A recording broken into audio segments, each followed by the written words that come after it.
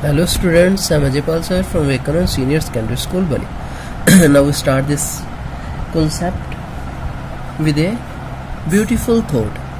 Teaching is very noble profession that shape the character, caliber and future of an individual. Okay? तो teaching आपको पता है profession, हर एक profession को वही शेप देता है, वही करैक्टर देता है, कैलिबर देता है, हौसला देता है, फ्यूचर देता है हर एक इंडिविजुअल को.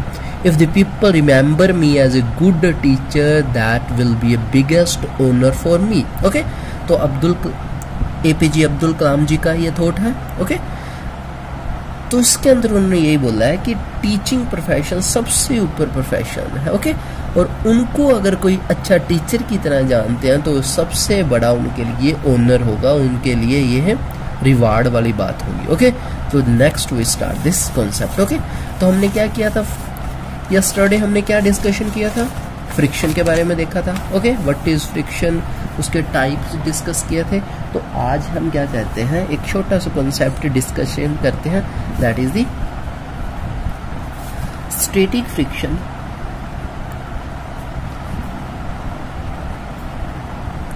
Is an self adjusting force. कैसे जो स्टैटिक फ्रिक्शन और सेल्फ एडजस्टिंग फोर्स कैसे है, ये देखो मैं बताता हूँ आपको. सबसे पहले स्टैटिक फ्रिक्शन पता होना चाहिए. स्टैटिक फ्रिक्शन क्या था? स्टैटिक फ्रिक्शन क्या था, जब आप क्या कर रहे हो, इस बॉडी के ऊपर फोर्स लगा रहे हो, इसको खींच रहे हो. ओके, फोर्स लगाकर P मान लो आपने फोर्स लगा रही, बट ये एक्चुअल में मूव नहीं कर रहा ड्यू टू इट्स फ्रिक्शन जो इसके अपोजिट में लग रही है, there is the F friction के कारण वो मूव नहीं कर रहा. जितने टाइम तक वो मूव नहीं करता उसके अंदर जो फ्रिक्शन की फोर्स लगती है वो स्टैटिक फ्रिक्शन लगती है. तब उन्होंने बोला है static friction is self adjusting force. कैसे? देखो, अगर आप मान लो यहाँ पे 4 न्यूटन फोर्स लगा देते हो, ओके, तो उसी टाइम 4 न्यूटन फोर्स इधर भी फ्रिक्शन की फोर्स भी लगा देगा, क्योंकि वो अपने आप को हिलने नहीं दे रहा. ओके, आप 5 न्यूटन करते हो तो यहाँ पे 5 न्यूटन लग जाएगी. उतनी फोर्स तक ये लगती जाएगी जितनी फोर्स ये स्टैटिक फ्रिक्शन ओवरकम नहीं होता. मान लो 10 न्यूटन से ये ओवरकम हो जाता है, तो अगर आपने 8 न्यूटन लगाई तो इधर भी 8 न्यूटन लग जाएगी. अगर आपने 9 न्यूटन लगाई तो इधर भी 9. तो ये देखो अपने आप को सेल्फ एडजस्ट कर रहा है. जितनी फोर्स इधर नॉर्मल फोर्स लग रही है उतनी ही फ्रिक्शन फोर्स भी लग रही है. ओके, तो इस तरीके से जो स्टैटिक फ्रिक्शन होता है वो एक सेल्फ एडजस्टिंग फोर्स होती है. ये आपको समझा गया होगा. ओके, तो नेक्स्ट कॉन्सेप्ट हम डिस्कशन करते हैं, that is the laws of limiting friction. Limiting friction के क्या क्या लॉ. सबसे पहले आपको पता होना चाहिए लिमिटिंग फ्रिक्शन क्या होता है. लिमिट का मतलब होता है एक एंड आ जाना, खत्म हो जाना सब कुछ. अब देखो, एक ऐसा पॉइंट आना जो 10 न्यूटन वाला पॉइंट आ गया, जिस पॉइंट पे फ्रिक्शन से ये जो फोर्स आज़ादी हो जाएगी. मान लो फ्रिक्शन कितनी है, 9.9 न्यूटन है, तो अगर ये 10 न्यूटन लगा दी तो ये फ्रिक्शन से ज़्यादा होगी, तो इस साइड जो ऑब्जेक्ट है वो मूव करना शुरू कर देगा. ओके, तो that is the limiting friction. Okay, उसको लिमिटिंग फ्रिक्शन बोलते हैं.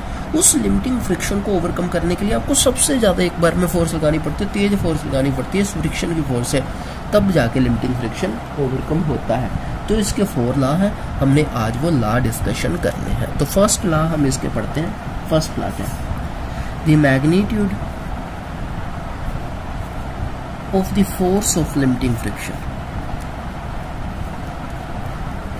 Limiting friction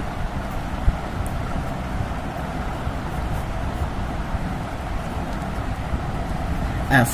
okay, limiting friction को F से डोनेट करते हैं. बिटवीन 2 एनी बॉडीज, जो 2 बॉडीज के अंदर लिमिटिंग फ्रिक्शन लग रहा है, is directly proportional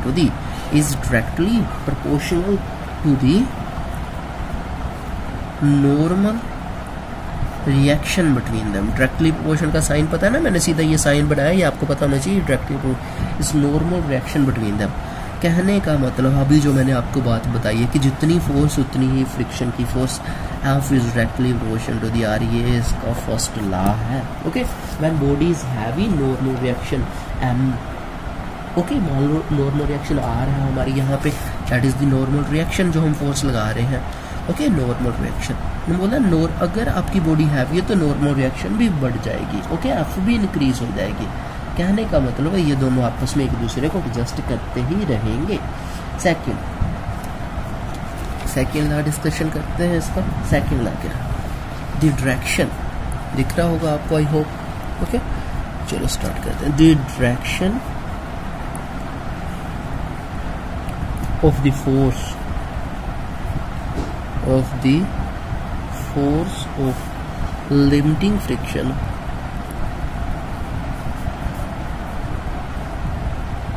is always opposite to the direction in which body move, अर्ग टू मूव। ओके, अब ये तो आपको पता ही है। अभी देखो, जो डायरेक्शन होती है लिमिटिंग फ्रिक्शन की हमेशा अपोजिट होती है। जिस तरफ वो ऑब्जेक्ट मूव करना जा रहा है, इस तरफ उसने मूव करना है तो उसकी डायरेक्शन इस तरफ होगी। फर्स्ट क्या था, force is directly proportional to the normal. Second क्या है, उसकी जो डायरेक्शन है वो अपोजिट होगी। ओके, जो थर्ड लॉ क्या है। ओके, थर्ड इसका लॉ डिस्कशन करते हैं। हमने 2 लॉ इसके डिस्कशन कर लिया, आई होप आपको समझ भी आ गए होंगे। चलो थर्ड लॉ इसका क्या, the force of limiting friction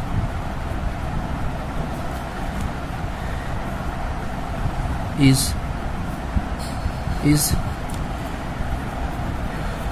independent of the apparent area of contact। Mean to say वो एरिया ऑफ कॉन्टैक्ट पे डिपेंड नहीं करती। ये आपने मॉडर्न लॉ के, मॉडर्न जो उसने मॉडर्न थ्योरी थी फ्रिक्शन की, उसके अंदर भी डिस्कशन किया था। The force of limiting friction is independent of the apparent area of contact so long as normal reaction between two bodies contact remain the same। okay बस आपको इतना ही पता होना चाहिए। नेक्स्ट उन्होंने एक्स्ट्रा लिखा, so long as normal reaction between two bodies in contact remains same। जब तक नॉर्मल रिएक्शन सेम रहती है, कॉन्टैक्ट रिमेन सेम, तब तक लिमिटिंग फ्रिक्शन एपरेंट एरिया पे डिपेंड नहीं करती। ओके, ये आपको समझा क्या होगा। ओके, ये हमने इसके 3 क्या कर ली हैं, लॉ डिस्कशन कर ली है। नेक्स्ट हम इसका क्या करते हैं, फोर्थ लॉ इसका डिस्कशन करते हैं हम। ओके, चलो फोर्थ लॉ क्या है इसका देखते हैं। That is the fourth law of limiting friction. Last law हम अब इसका डिस्कशन करने जा रहे हैं। ओके, चलो लास्ट लॉ क्या है, the force of limiting friction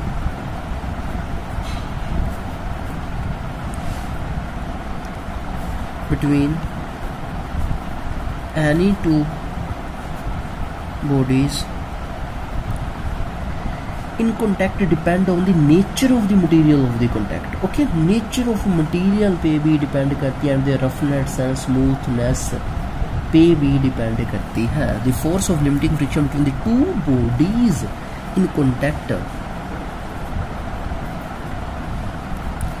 depend on the nature of the material। nature पे depend करती है कि वो material कैसा है। nature of material of the surface in contact, मैं बताता हूँ अभी, और उनके रफनेस और स्मूथनेस पे भी डिपेंड करती है। रफनेस एंड स्मूथनेस, ये आपको पता है। स्मूथनेस जितनी ज़्यादा हो जाएगी उतना फ्रिक्शन ज़्यादा हो जाएगा। किसने बताया था, मॉडर्न लॉ ने बताया था, मॉडर्न थ्योरी ने बताया था। ये देखो, मान लो ये ऑब्जेक्ट है, इसका जो सरफेस और ये जो नीचे वाली जो सरफेस है, इनके बीच कैसा नेचर है, मटेरियल कैसा है इन दोनों के बीच में, उस पर भी डिपेंड करेगी। और इन दोनों के बीच में स्मूथनेस है या रफनेस है, उस पर भी डिपेंड करेगी लिमिटिंग फ्रिक्शन और रफनेस।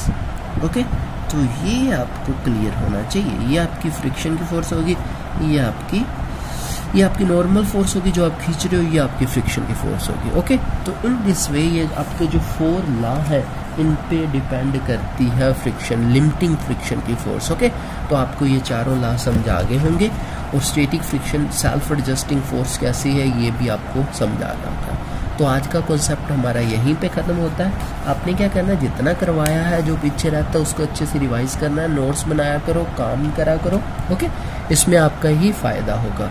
जितना सिलेबस हमारा हो चुका है उसको साथ साथ रिवीजन रखा करो, अपने सिलेबस को अप टू डेट रखा करो। तो I hope you will understand, आप समझ गए होंगे और आप इन सभी बातों पर अमल करेंगे। तो take care, stay home, stay safe, bye.